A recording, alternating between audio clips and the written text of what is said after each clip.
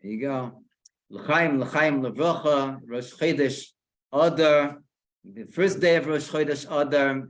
We have the commandment according to Shulchan Aruch, halachically, marbim b'simcha, that we have to increase in our joy.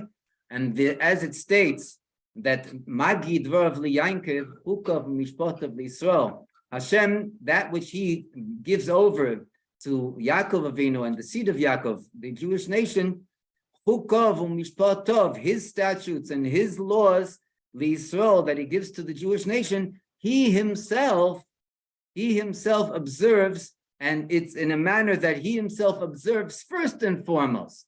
And therefore, since we're already after Ma'ariv and we already said Yalev V'Yoveh, we already ushered in Rosh Chodesh, the Eibishter has to usher in Rosh Chodesh.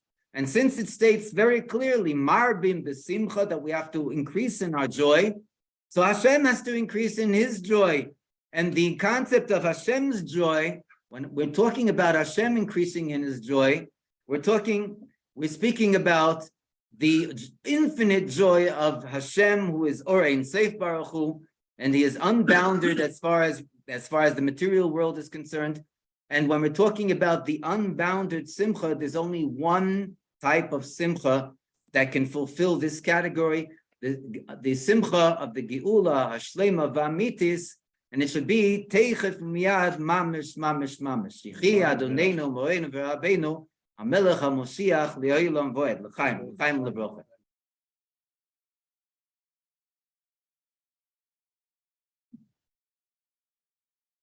No, we'll start with the Nigun.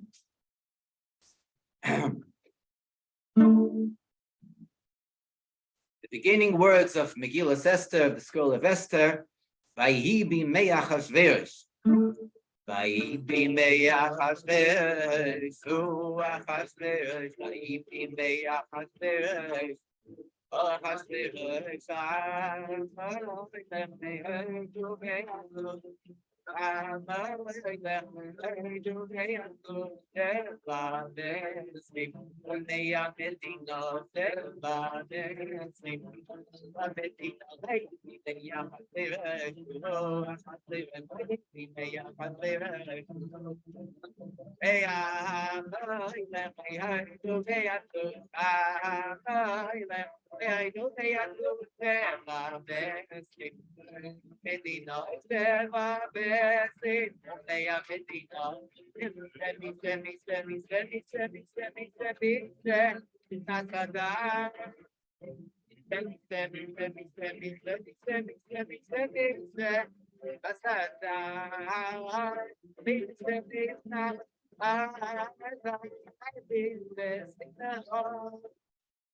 Oh, we have an admittance from all the way from Florida. Hey,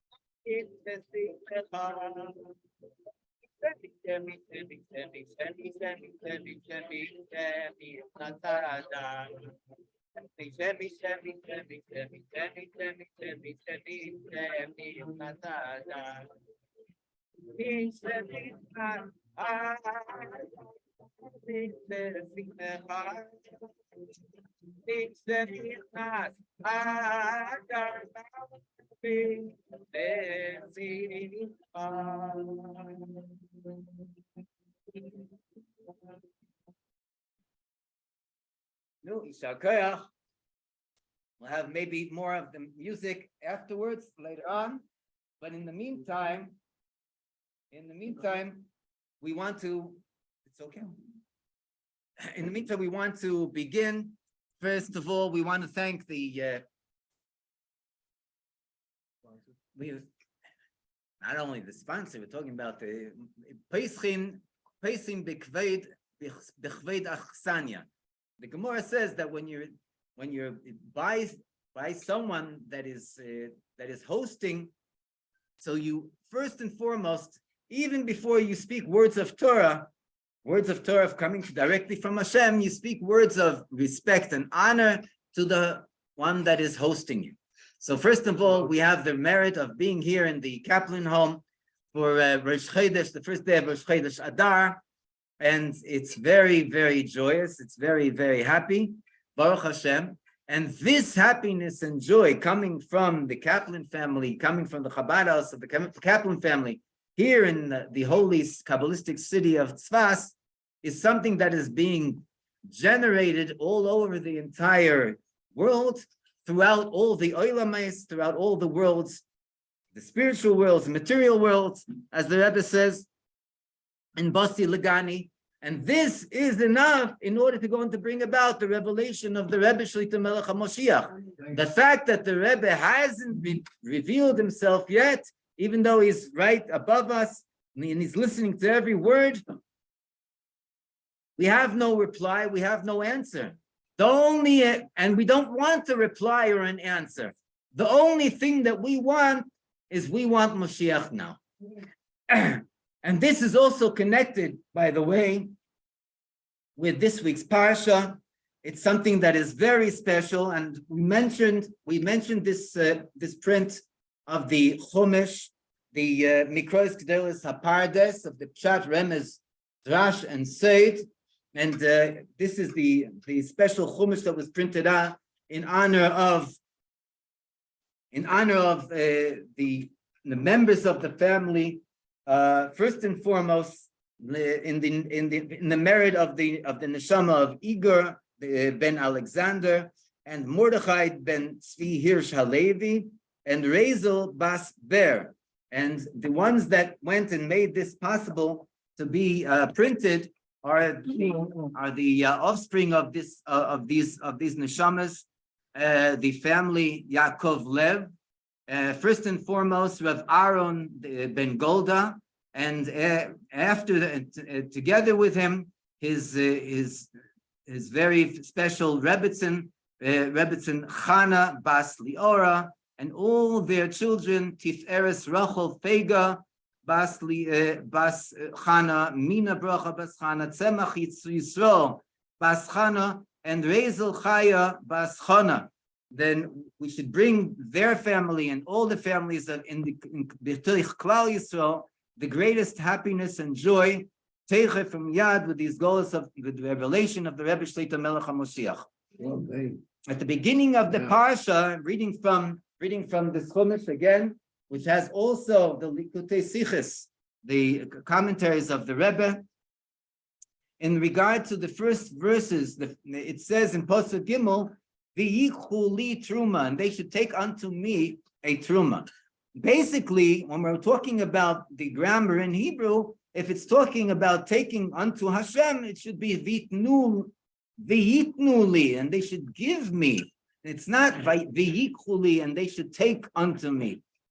So the first concept is the pshat, which the Rebbe brings, that it says that the gaboei tzedakah, why would they take the truma? Because from we read it already in this past week's parsha, the portion of shkolim, that the Beis Din would send out messengers in order to go and to collect the machzis shekel, the half a shekel, that everyone had to give, not any more and not any less than half a shekel.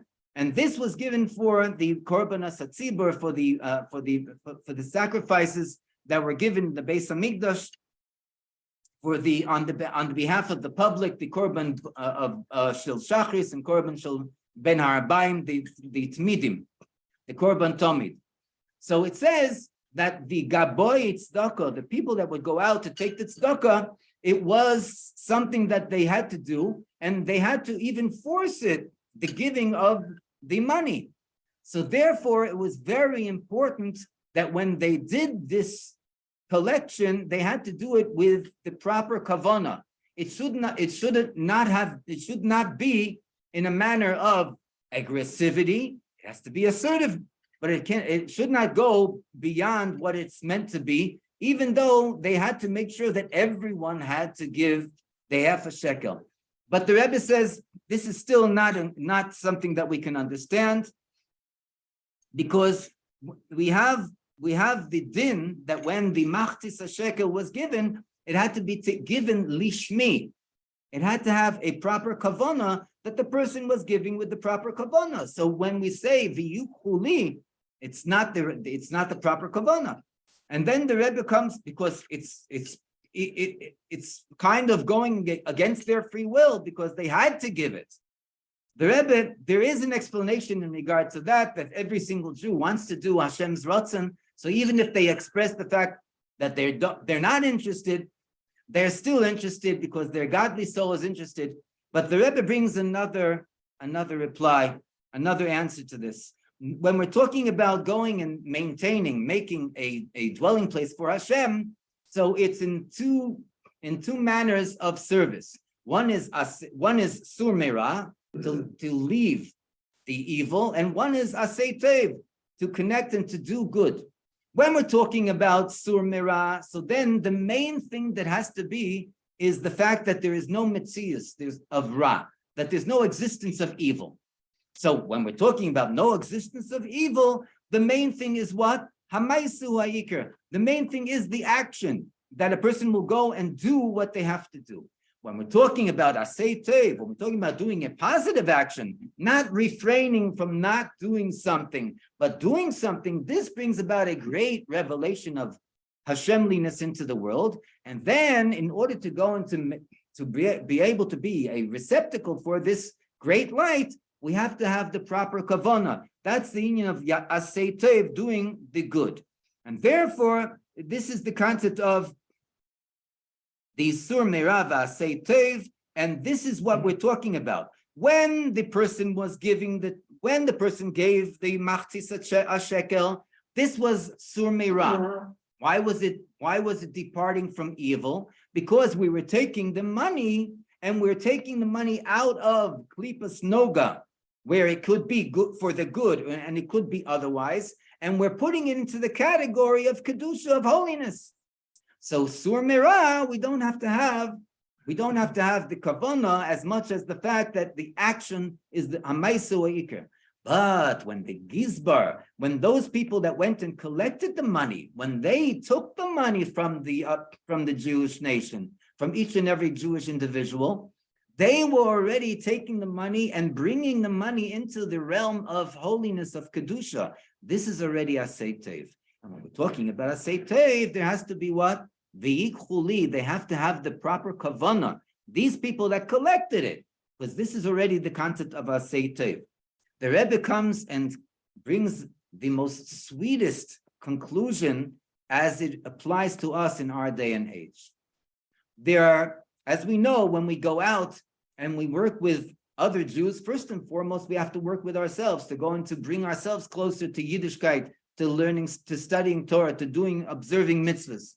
But when we're going out and we're working with other people outside of ourselves, so the first and foremost that has to do with outreach, right? What is this? This is the sur merah, that the other individual could disconnect from his previous status, which was evil, and should start doing a mitzvah, putting on tefillin, lighting Shabbos candles, putting up a mezuzah, a kosher mezuzah on their doorpost, and so on. This is already the concept of sur merah, and therefore, the ma'aseh ha'ikr, the main thing is the action. But when we're talking about the individuals, if it's ourselves, that we are the ones that are approaching them, and we are the ones that are working with our fellow Jews, and we are doing not only the disconnecting from evil, that is already the other Jew that's doing the mitzvah. But when we're talking about ourselves and we are doing the mivtzoim, we are going and doing the outreach, we are going and connecting this Jew to Elokus, to godliness. We're connecting this Jew to Hashem, and we're connecting this Jew to the Rebbe. Then comes the part that we have to be very careful with, and this is that we have to have the proper kavanah. We have to have the proper kavanah. That this Jew is a simple Jew. Okay, they never had the opportunity to sit and study. They never learned in their life. They don't know Aleph base. But this doesn't make us better than them.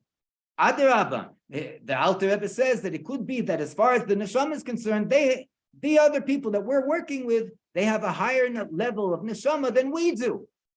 And therefore, we have to be extra careful with the respect and the honor that we give to the other Jews that we work with in order to make sure that we have the proper kavanah, like it says in regard to lighting the menorah, hadloka, the menorah and the golden and the candelabra in the Beis Hamikdash, hadloka kshera bizar.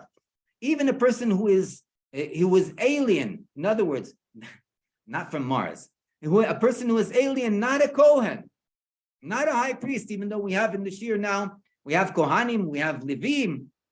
A Yisrael is permitted to light the golden candelabra and to bring the light into the world in the Beis Hamikdash. But the catch is, as it states in our parsha, that the one that has to prepare the wicks, that has to prepare the candelabra, and has to go and make sure that everything is clean, everything is proper. This is something that is done before the lighting. This preparation can only be done through the Kohen Gadol, or the regular Kohen that goes and does the Hatovas Haneros, that goes and prepares the candelabra. This is assuring that the proper kavanah, the proper intention will be around when the other person, even if it's not a Kohen, is going to light the golden candelabra in the Beis Hamikdash to bring the light to the entire world and bring finally the light of Mashiach, Teichef Umiyad Mamash. Amen. We have to get to the story. We're still in the midst of the Farbrengen, but the story.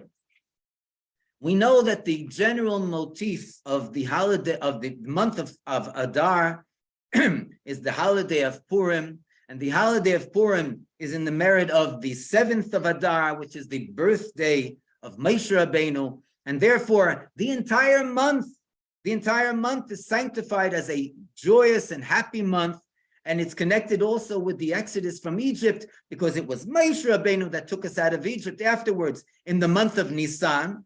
And it was Moshe Rabbeinu afterwards in the month of Sivan that in his chus, he brought us the Torah from Har Sinai.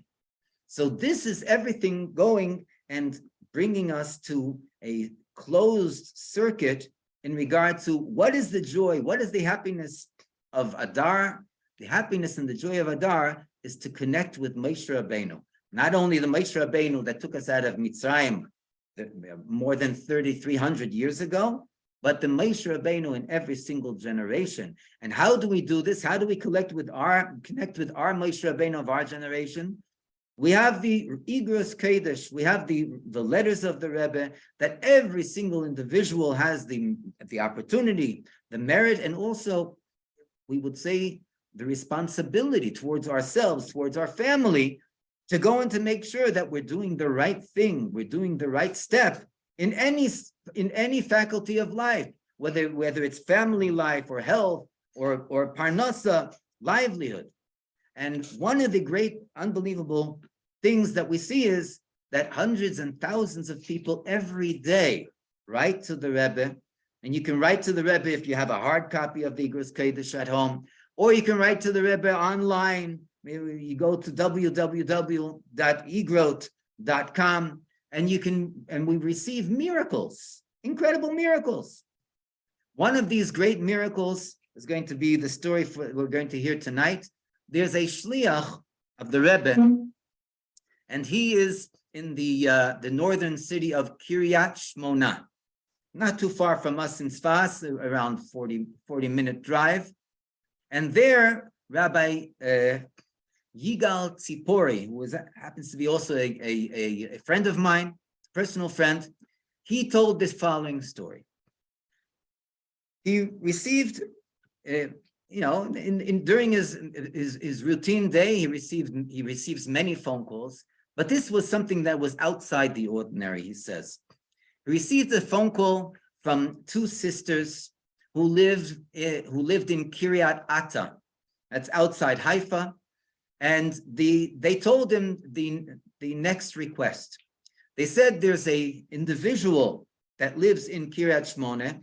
His name is so-and-so. They give a name here, but it's not the real name, Moshe Rosenblum.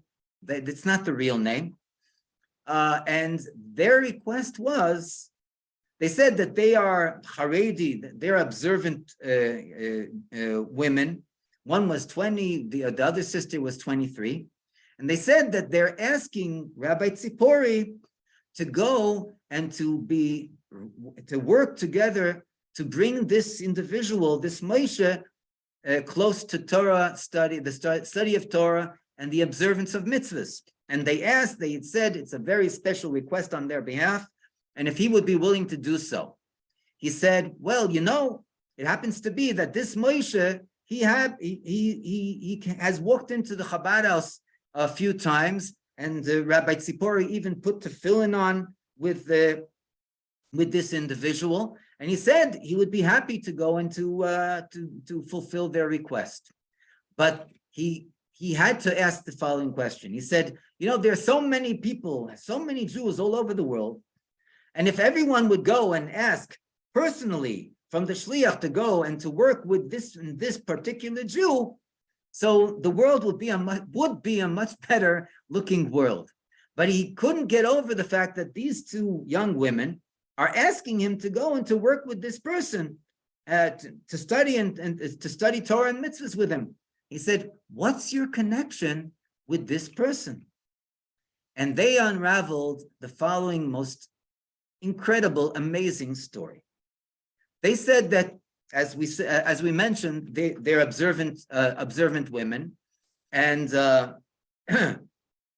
they were during the years they were looking for a shidduchim. They were looking for their better halves, but the time keeps on going by. They said, and they couldn't find the shidduch, not the older one and not the younger one.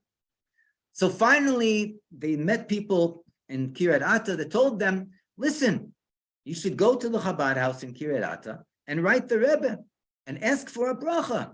And the Rebbe will give you a bracha, and hopefully you'll be able to get married very soon. They had nothing to lose, and they went over to the Chabad house and they wrote the Rebbe. The answer that they received almost blew them away. And it's such a beautiful answer. I want to read it inside, and we'll translate. The Rebbe writes, and this is in volume 4, Kerech Daled of Igros Kodesh. The letter itself is Taf Taf Chof Hey, 425. The Rebbe says, Kfar Zman Rav she'anu mi'achalois limtzoi lanu b'nei zug paschonaris. One second. The Rebbe's answer is as follows. The fact that they're mentioning in their letter about their older brother, their firstborn brother, that he's already 30 years old, and he hasn't succeeded in getting married yet, till now. Here, give over to him that he should set himself, designate himself classes in Torah study on a daily basis, and how much more so on the day of Shabbos Kodesh, and he should go and make the proper effort with zest in searching for a proper shidduch, and in the merit of the fact that he designated times to study Torah, will help him find a woman, a wife that is appropriate for him. Zivu kaima, a standing match. And he will be blessed with blessed generations to come. These women were in a state of shock, to say the least, because this is exactly what they were writing to the Rebbe. They were writing to the Rebbe about the fact that they wanted to get married. and they're asking the Rebbe for a bracha to get married. The only thing they couldn't understand is the fact that the Rebbe is relating to their older brother, because as far as they knew, they have no older brother. But the Rebbe said, and they took the Rebbe's words very seriously, so they went back home and they started to speak to their mom. And when they spoke to their mom, they said, listen, mom, this might sound off the wall, but do we have an older brother? And she smiled and she said, what makes you ask such a question? Of course you have no older brother. I only had 2 children, you and your sister. They said, listen, are you sure? And then she already started to think, wow, something's going wrong with my daughters. But she said again, she repeated, no, there is nothing that I have to hide from you. You do not have an older brother. So then they decided to go and to do some more research. What was their investigation? From a young age, lo aleinu, their father left home. He left home and he went to live in Tel Aviv. So they wanted to go in to visit the father, which they did, and they started to interrogate the father in regard to their older brother.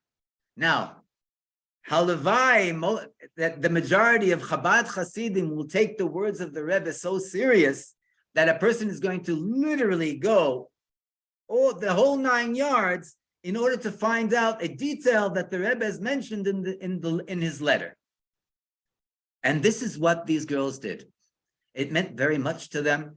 And they started to, they went to visit their father, who has for years hasn't been home. The mother said that she does not want them to visit the father, but they said, listen, there's no other way to find out. So at the end, the mother said, okay, go. And when they arrived, they started to ask how the father is doing. And then they got right to the point. They asked their father, hey, do we have an older brother? And the father put on a very serious face and he said, what? You have an older brother? No way. Of course you have no older brother. And they said, no, listen, Dad, it's very important for us. There's something that the Rebbe gave us in his letter. He said, Rebbe, letter? What are you talking about? He says, listen, don't worry. Everything is under control. But tell us, please, do we have an older brother? And he kept on refusing to say that there's another member in the family.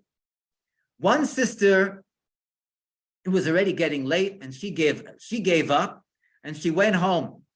The other sister remained with the father, and she kept on drilling him, kept on going at him, and it was already 1 o'clock in the morning, mind you. 1 o'clock in the morning, and then the father broke down.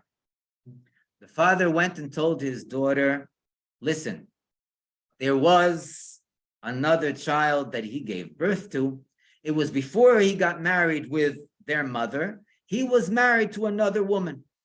And when he was married to this other woman, so she actually fell pregnant and she gave birth. And there is another son. And they asked, where does the son live? And he said, he lives in Kiryat Shmona.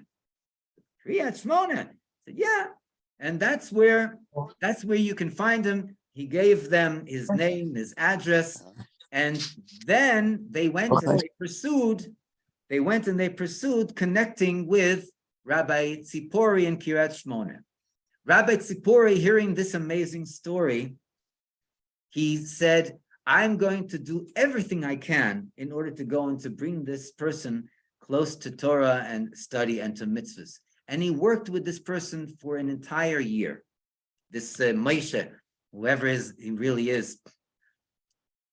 And the end of the story, this is the punchline.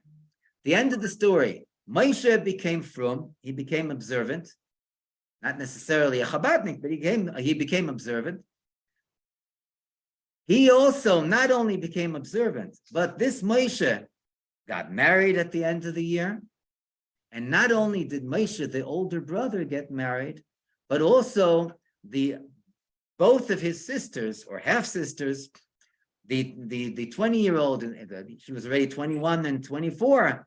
They also, at the end of the year, found their shidduchim, they found their matches, and they get married, and they today have beautiful Jewish families. But this is such an amazing miracle that it is parallel to the concept of what we celebrate in the holiday of Purim. The Rebbe says in the Sikha that the entire Megillah is written in a manner that a person could come to the conclusion that everything happened by the way, by coincidence. Just happened to be that Achashverosh went and he didn't, and he didn't like what his wife did, is the Queen Vashti, and he hung her. And then he went and he was looking for a new queen. And Hashem went and made sure that he would choose from all the beautiful maidens in the 127 countries. He would choose who? Esther. And this woman wouldn't even tell him where she's from, who's her family, this mysterious woman. And he takes her as the queen. And then Mordechai goes and hears how Bigtan and Teresh are planning to go and to assassinate the king. And this is written down in the Sefer HaZichronos and so on and so forth. And then there was, even beforehand, and we see afterwards that there was a Haman that made a decree on the Jewish nation. And everything was turned topsy-turvy. Haman was hung on the high tree together with his 10 sons. And the Jews, as we know, Mayehudim Haisa, Oira v'Simcha v'Sosim v'Ikar, Kain Tihi Elano. But the Rebbe says that the story of the Megillah is not something that happened once upon a time only. Not only a part of the Jewish history. It's something that's happening here and now. And when we wake up in the morning, until we go to bed, we can look around ourselves and we could think, we could understand that everything that is happening in our lives is happening chas v'sholom by coincidence. It's happening by the way. It's happening not because there's someone up there that's guiding us, but because the our strength and the power of our arms, this has given us all the honor, all the respect, all the money, everything that belongs to us, all our property, even our families, our children. It's all what? Bischusi, in the egotistical one's own self. That's how a person might come and make the mistake.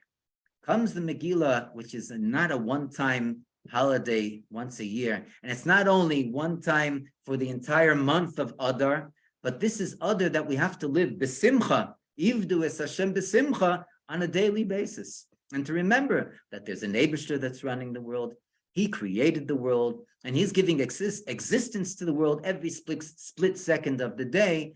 He's the one that is running the show, and we only have the schus, the opportunity, we have the merit of making the choices, calling the choices that we make when we come into these different circumstances, to do what Hashem wants or to do otherwise, chas v'sholom. And then when we remember that we're not alone, it's not just us, it's not happening by the way and by coincidence, but it's happening because Hashem is making it happen. This brings us to the right choice. And finally, it brings us to ushering in the Geula, Shleima Vamitis, the true and the complete redemption, Teichef Umiyad, with the revelation of the Rebbe Shlita Melech Ha'Moshiach. Yechi Adonenu, Moreinu, V'Rabbeinu, Melech Ha'Moshiach, Le'olam Bo'ed. Layudim, I saw you, the Simcha, the Sasvika. Layudim, I saw you, the Simcha, the Sasvika. Layudim, I saw you, the Simcha, the Sasvika. I saw you, the Simcha, the Sasvika. I saw you, the Simcha, the Sasvika.